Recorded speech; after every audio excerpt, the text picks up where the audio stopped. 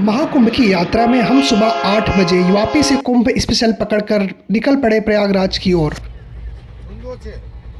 रास्ते में हमने एक साथ मिलकर खाए ढेर सारे गुजराती और नॉर्थ इंडियन स्वादिष्ट खाना। आगे बढ़ने पर हमें ट्रेन में ही मिली ये दादियाँ जो पूरे रास्ते पर भजन गाते हुए जा रही थी।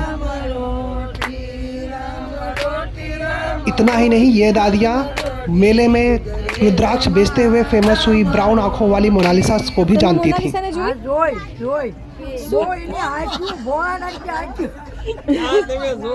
फिर प्रयागराज के चिवकी स्टेशन पहुंच के हम वहां से ऑटो लेकर पहुंचे अरैल घाट। अरैल घाट से हमारा कुंभ में पैदल चलने का सफ़र शुरू हुआ। पैदल चलते चलते क्योंकि उस दिन योगी आदित्यनाथ भी कुंभ मेले में आए थे, इसलिए काफ़ी सारे रास्ते बंद थे।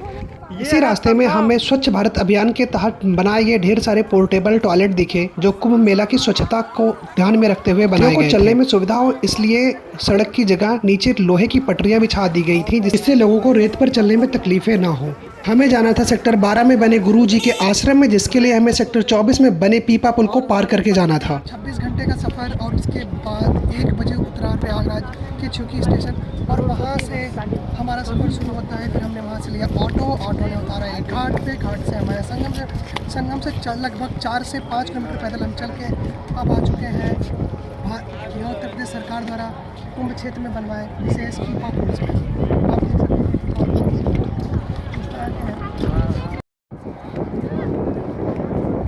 पीपा पुल से हमें कुंभ मेले में आए इन खूबसूरत पक्षियों के भी दीदार हुए। पुल पार करके सेक्टर 22 में हमने इन भैया के यहाँ कुछ पकौड़े भी खाए। फिर सेक्टर 22 में ही मैंने अपने दोस्त को दिलाया है टुंडना और उसके साथ किया थोड़ा हंसी मजाक।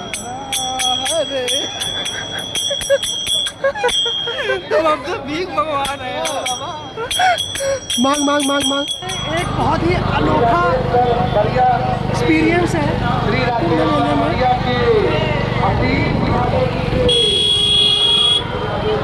कुंभ मेले के बीचों बीच 3 लोग एक बाइक पे, और बाइक भी कौन सी है। करीब 2 किलोमीटर बाइक से चलकर हम पहुंचे सेक्टर नंबर 20 में, जहां गुरुजी द्वारा भेजी गाड़ी हमारे इंतजार कर रही थी। फिर कुंभ मेले की सारी साज सज्जा और नज़ारे देखते हुए हम गुरुजी के आश्रम की तरफ गाड़ी से निकल पड़े।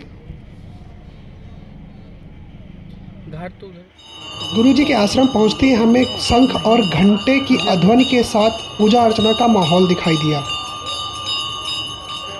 गुरुजी ने हमें अपने आश्रम में बने हुए हवन क्षेत्र को दिखाया और वहीं से हम मुड़ गए आश्रम में बने रसोई की ओर। रसोई में हमें मिले लच्छा पराठा बनाने वाले ये भाई जो पिछले 20-22 सालों से करीबन लच्छा पराठा बनाते चले आ रहे हैं। आप इनकी एक्सपर्टिविटी देख सकते हैं।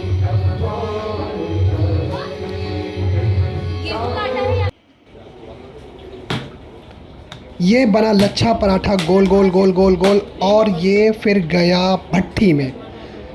इसके बाद हमने गुरुजी के साथ ही बैठ के उनके सामने रात का खाना खाया। खाना बहुत ही स्वादिष्ट था क्योंकि गुरुजी के साथ हम खा रहे थे तो काफ़ी ज्ञानवर्धक बातचीत भी हुई। कुंभ यात्रा के दूसरे दिन हम निकल चुके हैं सुबह सुबह संगम स्नान करने के लिए। सुबह के 5:30 बजे हैं और आप आने जाने वाले तीर्थ यात्रियों की भीड़ देख सकते हैं। यह है नाग वासुकी द्वार। यहाँ पे सारी चीज़ें रुद्राक्ष से बनी हुई हैं। सेक्टर नंबर 6 हम पहुँच चुके हैं कुल्हड़ चाय पीने। यहाँ पे पहले चाय पियेंगे एक गर्मा गर्म, फिर हम आगे संगम की तरफ प्रस्थान करेंगे। मेरे पीछे आ रही महिलाओं का जो पूरा जत्था है वो एक स्वर में भजन गाते हुए आगे बढ़ रहा है।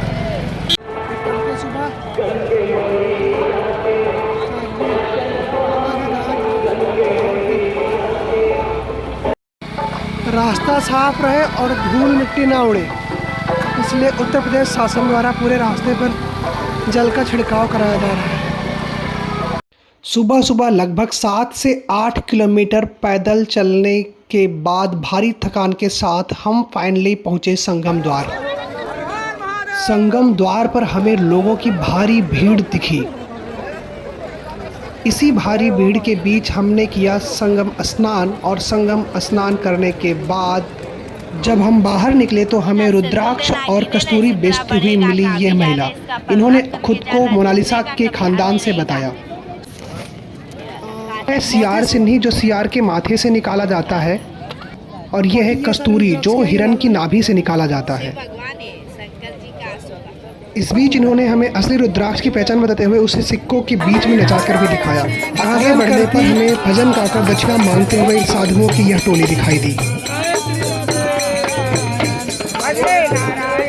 फिर थोड़ा और आगे बढ़े तो हमें यह बच्ची रस्सी पर करतब दिखाते हुए भी नजर आई। प्रयागराज मेला क्षेत्र में वाहनों का प्रवेश वर्जित है, तो भैया ने जुगाड़ लगाया और ठेला चलाने लगे और ठेले पे सवारियों को ढो रहे हैं।